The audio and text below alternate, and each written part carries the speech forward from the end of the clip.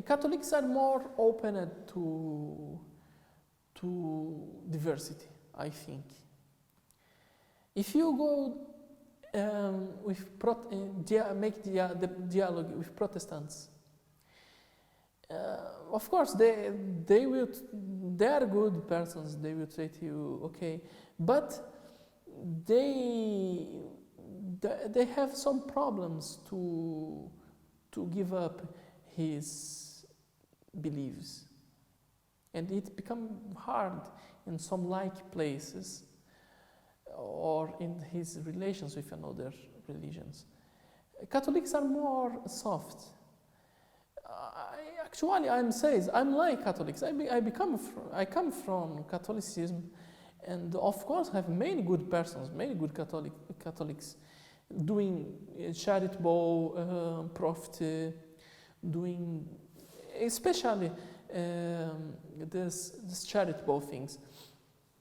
But Catholics, they think his beliefs, his faith are under the responsibility of the priest. So if the priest pray and have a straight life, they don't need care much about. Of course, if you study the Catholicism, the doctrine, it's something is not correct. They have his responsibility, this religion responsibility, but the people in modern life, they just don't care. They think, says, I am Catholic, I give gifts in Christmas, so it's okay. I have a small part of are really Catholics. What I mean is they go to the church and take part of religious life. But there are few. Actually, there are few in Brazil. I think the Catholic mistake is difficult to say about another religion, but I think they have this problem. They build a big hierarchy in his religion. So his religion is like one government. You have priests, monks, bishops, and after the Papa. So that's hierarchy system. It's bad because in Vatican they care about the spiritual life of the whole world. That is impossible. One man can't do it. I'm not saying the Pope is a bad guy. No, I'm not saying it. But maybe it's impossible to take care of the spiritual life of millions and millions Catholics around the world. Even when a priest, he can't do it for his community. In Islam, we learn our religion, and it's dirty for Muslims. It's something like fard. In my opinion, it's fard. You must learn your religion. Well, you must learn the fard ayn. So you learn it why? To protect yourself. Catholics, they say, oh, okay, you have when I guilt, so okay, you confess to me, and after you pray some things, and inshallah Allah will forgive you. Okay, if you do this, you don't finish, you don't stop one problem. Okay, I confess to you, I make a sin. After I pray and God forgive me, but I don't have one lesson about this. I make something bad, and then what happens? So if I make something bad, like today I drink alcohol. Of course, to Christians, drink is not haram. Today, become drunken is haram. So I drink and become drunken.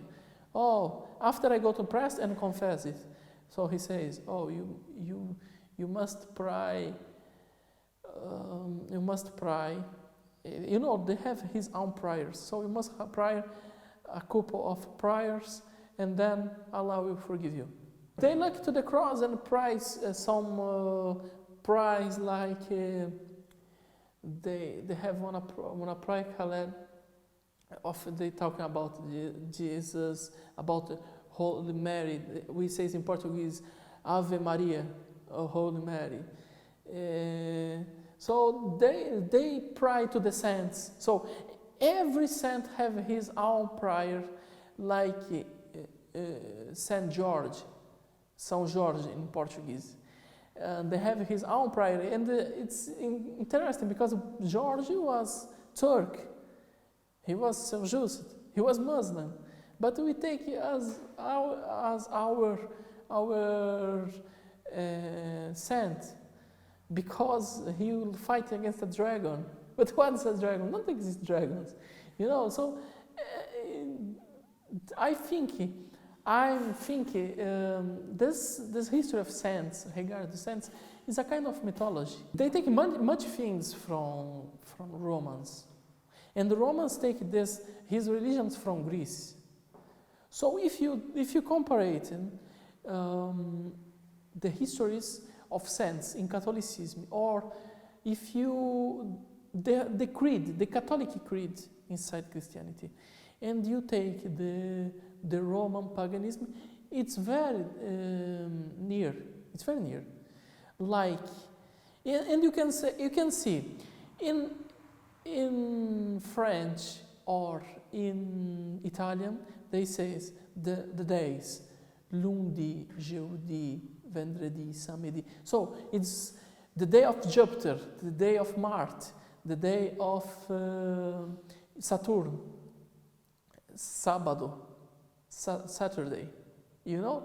Can you get it? So they get this world beliefs and put it inside his lives. But they have this approach.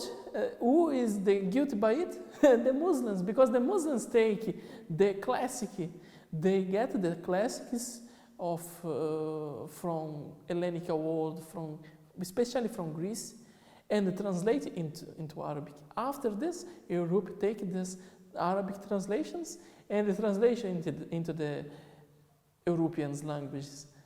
So even the ancient history, we Muslims know better than they, because we take from the original and translate into Arabic.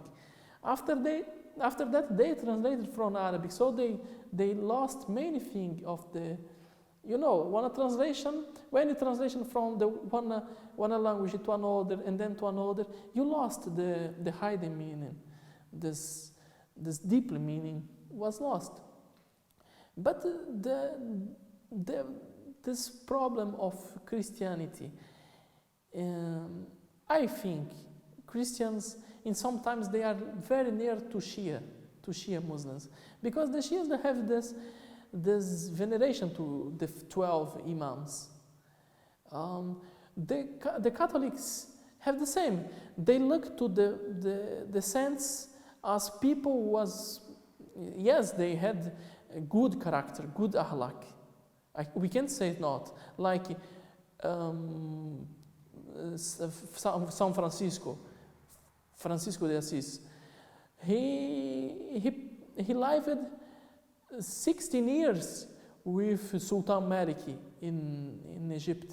You know, he learned deeply the Sufi theory. He read the Sufi authors. After, when he returned to Italy, what did they do? He was making speech for the birds, to the animals in the jungle. So what is this? It's Faruddin Attar, the Conference of Bird, you know? So you can see how the Divine Comedy of Dante, there have many aspects of Sufism. In Don Quixote of Miguel Cervantes, they take concepts of Ibn Arabi. So Islam and Europe, and even Islam and Christianity are not entities of communication. No, they communicated. If you go to Brazil and see even the African religions, they take things from Islam. They use the clothes of Muslims. you know. So, and also in Bahia, in Brazil, we have a very famous church called Igreja da Lapa, and there you can see a mimbar inside a mosque. Inside a church, you see a mimbar. You know, you see a Morisco architecture in a church.